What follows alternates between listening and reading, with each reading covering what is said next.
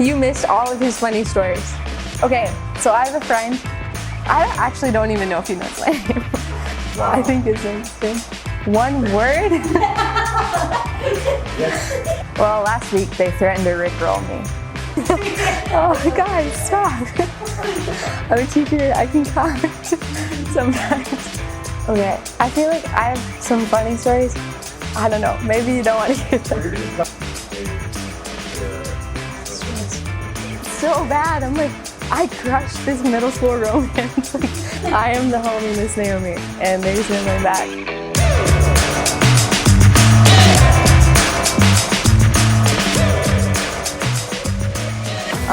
The middle school science teacher had to like step out for the afternoon. So like, can you sub in? I'm like, sure. I don't know the kids' names.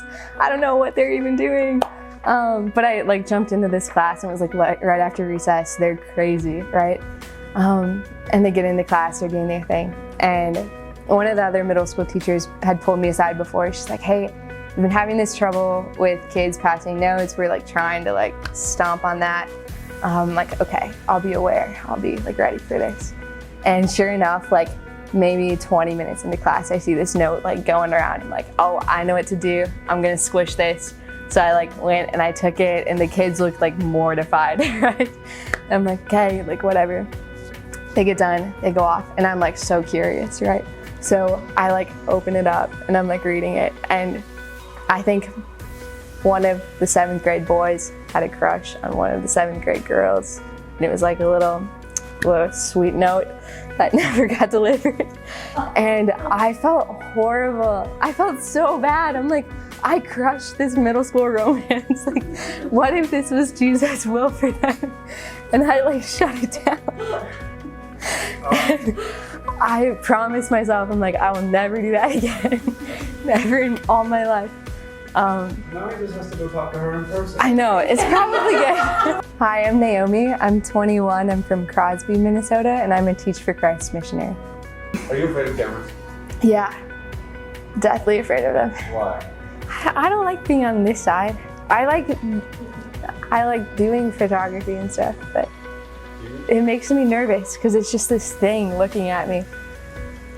So I'm currently serving at Marquette School in Virginia, Minnesota. And I co-teach middle school social studies. And then I also help with elementary art, religious ed formation, and whatever the school needs me to do. Sometimes it's like scraping tape off of windows, and sometimes it's like leading a small group. But yeah, whatever the school needs, I'm there to do it. Okay, so I was a PSEO student at Central Lakes College for the last 2 years of high school, and I graduated from there with my associate's degree. And that's really where I like fell in love with teaching and with literature. And from there I went on to Franciscan University and got my bachelor's degree in English, which was a fantastic experience. I loved both schools and grew a lot in both places, though they're very different in their own way. Yeah. Christian, are you aware that there is a meme war currently going on between Franciscan University and Benedictine? Yeah, this whole week. There's a meme war. It's the most hilarious thing I've ever seen in my life. It's so funny. But there's this meme.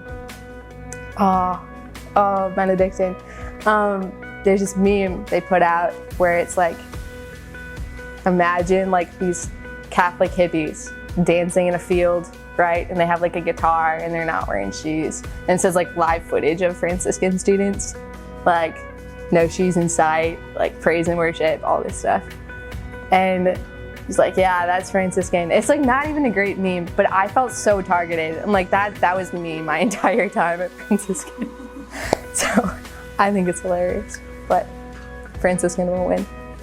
So last winter, when Corona happened, I knew that I was in my last year of college and I started thinking about what was next in my life. And randomly on Facebook, I saw a post by Father Brandon Moravitz, who's the priest in Virginia, Minnesota, where I am now.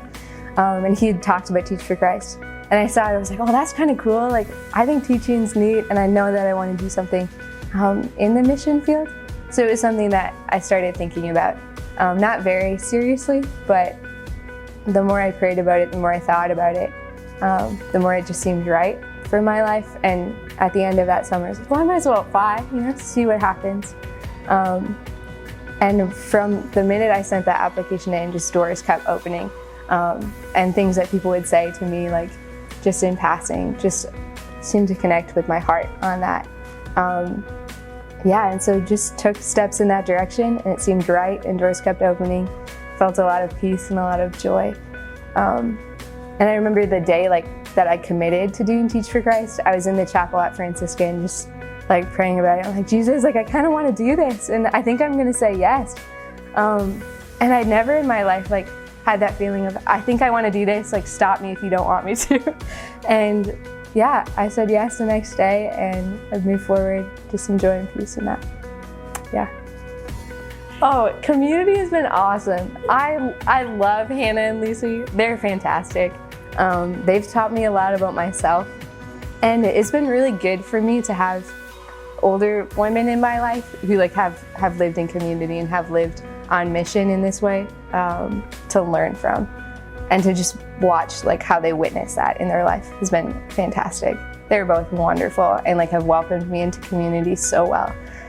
So it's been a really good and growing experience for me. Yeah.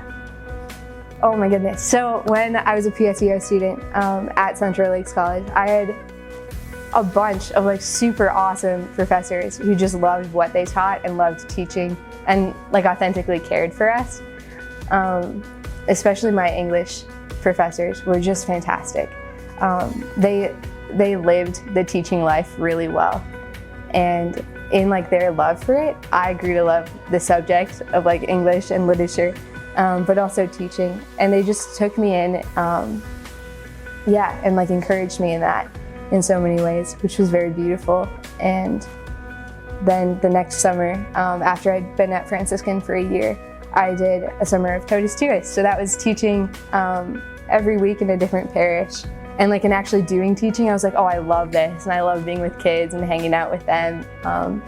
And yeah, the teaching life, I think, is the best life. So it works out for me. Whenever I tell people that I work with middle schoolers, they're always like, oh my gosh, I'm sorry. I'm like, why? They're great. And they're seriously hilarious and sweet and so fun. And they teach me so much, every day. They have such open hearts, and they seek the Lord. Sometimes I'll be grading their stuff, and in the margins or on the back, they'll have written these little things or doodles. One day on the back of one that I was grading, there was just this prayer in the corner that just said, I want God, I want God, I want God. I'm like, yeah, you're teaching me right now. So the kids, they're always the best part. They're fantastic. And I just, want to be like them someday when I grow up. This was near the beginning of my time at Marquette. And there's this kid in 5th grade. He just was having a lot of just struggles in the classroom, and had to keep getting pulled out. And it was super taking a toll on him. And one time he was sent out into the hallway, and I went out with him just to make sure he was okay. And he just started telling me Miss Naomi, I'm always so angry, and all the guys in my family are always so angry, and this is just how my life is going to be. And he was just crying, so frustrated, and just despairing. And it was really beautiful for me in that moment to say okay, this is a moment when I can be Christ to this kid and speak truth into that. So I just got down and just talked to him no, you don't, that doesn't have to be your story. You don't have to live that. Jesus chooses you and loves you as you are, and you're called to more than that. And it was beautiful to see those simple words that are just truth, you're loved, you're chosen, you have freedom, sink into this kid's heart, and just see him light up and be okay, maybe I do have control or freedom in this situation, and maybe my life doesn't have to look like this every day. So that was really touching for me, and hopefully for him too. But yeah, just a really beautiful and simple moment of God's presence. So praise Jesus. I was bringing the kids in from recess one day. Maybe I've told this story. And I was gathering them, and they were being insane, and I accidentally called them homies. And my 7th graders like lost their mind. They're like, "What did you just say?" And I was like, nothing, Lena. And by the time they got upstairs, like it had just burned through the whole middle school. And the 5th graders come in and they're like, Miss Naomi, can we call you homie too? Can we be your homies? I'm like, oh no. So that's my name now. I am the homie Miss Naomi, and there's no going back. So That's cute. it kind of is. It rhymes. I can't shut it down. I think I've seen my relationship with Jesus grow in my time with Teach for Christ in a couple of different ways. First, it's like really good to have community prayer.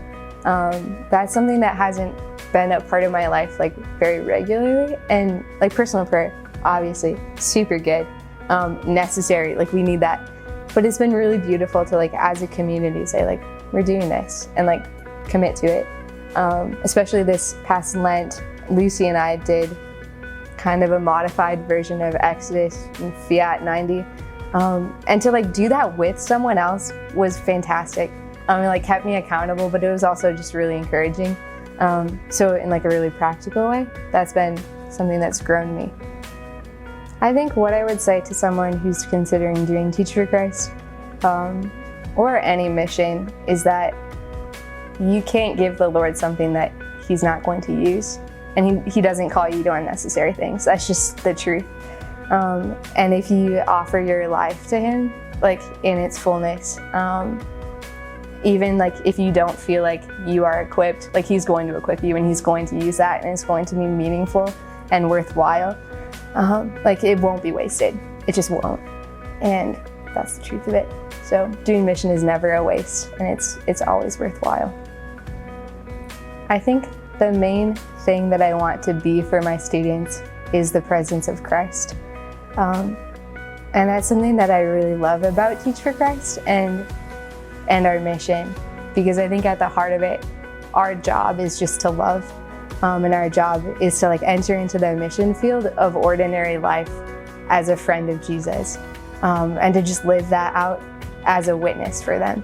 So more than anything, that's what I want to be for them. I want to be a presence who loves them, and the fact of my presence in their life is evidence for the love of Christ for them. Like that's what I want my life to be.